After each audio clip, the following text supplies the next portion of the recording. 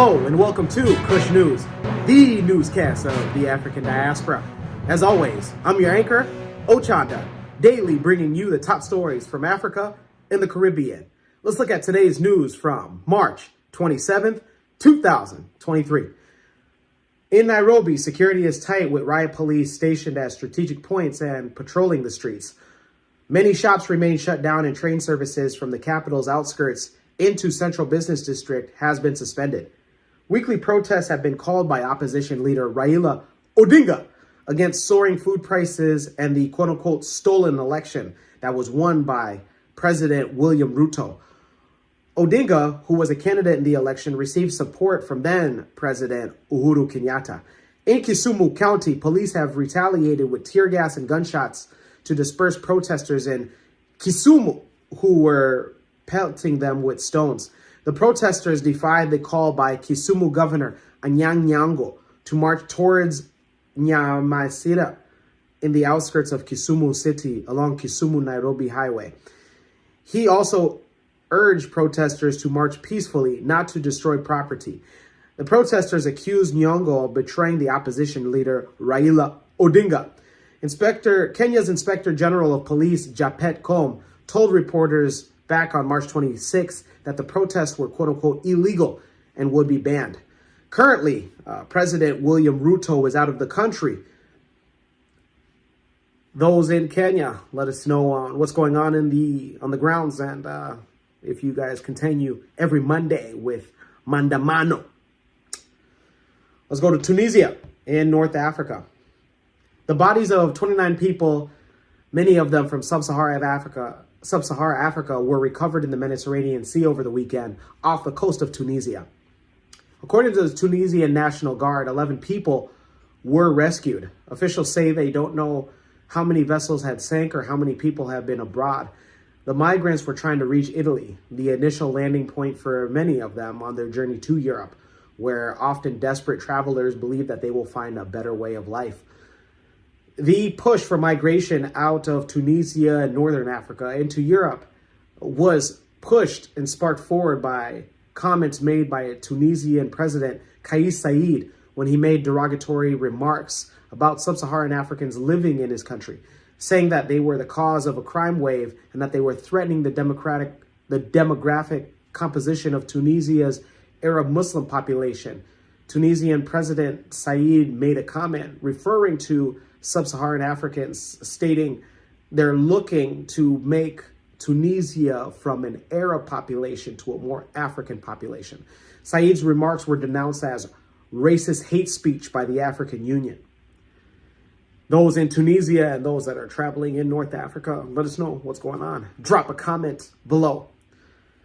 Let's go to East Africa, Northeast Africa to be specific. Sudan's military chief, General Abdel Fattah al-Burhan, reaffirmed that the army would be placed under the authority of a new civilian-led government as talks on the military reforms began back on Sunday. According to al-Burhan, the process of security and military reform is a long and complicated one. He stated this participation of the armed forces, through which it has intended to use the armed forces to support political parties and to impose dictatorships and support totalitarian governments. We want to put an end to that. We want to build armed forces that respect the standards of democratic regimes. The army that al-Burhan took over in power back in 2021 was from a coup that had a short-lived democratic transition after al-Bashir was ousted back in 2019 during Arab Spring. The military and political parties signed an agreement in December to set up a civilian-led transitional government to oversee elections in 2 years. However, pro-democracy protest groups opposed the agreement, demanding the inclusion of transitional justice and security reforms. The proposed reforms include the integration of powerful paramilitary rapid support forces, known as RSF, led by al-Burhan's deputy Mohammed Hamdan Dagalo, better known as Hemeti, into the regular army. The Sudanese army has a long tradition of military takeovers and has accumulated considerable economic assets. It wants the RSF, which numbers tend to estimate to 100,000 fighters to be brought under its control. For those in Sudan, let us know what's going on the ground. Let us know if you are part of the ongoing protests that want a civilian-led government. Let us know where you stand on that. Civilian-led government or just a government that controls by itself. Let's go to the Caribbean and end it there. Latin America and the Caribbean reiterates commitment to basic learning. Basic learning has been a top priority for education ministers in Latin America and the Caribbean as they gathered in Bogota, Colombia to reaffirm their commitment to, quote unquote, promote urgent education recovery. It was reported that the meeting aims to discuss and agree on concrete measures to ensure that all children and adolescents alike get the basic learning skills that they need to reach their full potential and become essential units of society.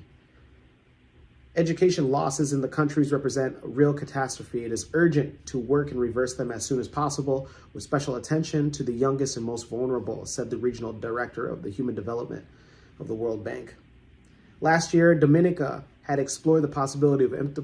Caribbean nation Dominica had explored the possibility of implementing remedial programs to address a number of academic weaknesses in primary and secondary schools.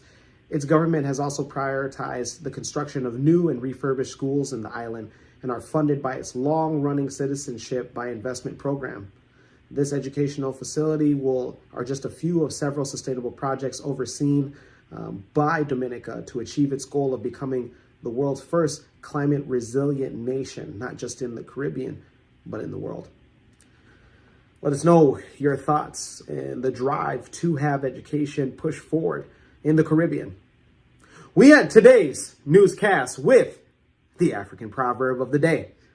Let's go ahead and take a look and see where it comes from. And it comes to us from Burundi. What's going on? And it says, be better little than too little. Ooh, one more time. Better little than too little. Burundian proverb. Very interesting. Let me know your interpretation of today's African proverb of the day, as well as your views, comments, and concerns on the top stories of the day. Also, don't forget to like and subscribe. That's right, like and subscribe and hit that notification bell to be made aware on whenever we drop an episode, which is every day. That's right, every single day. For Kush News on the Kush Convos TV YouTube channel, I'm your anchor, Ochanda. We'll see you next time.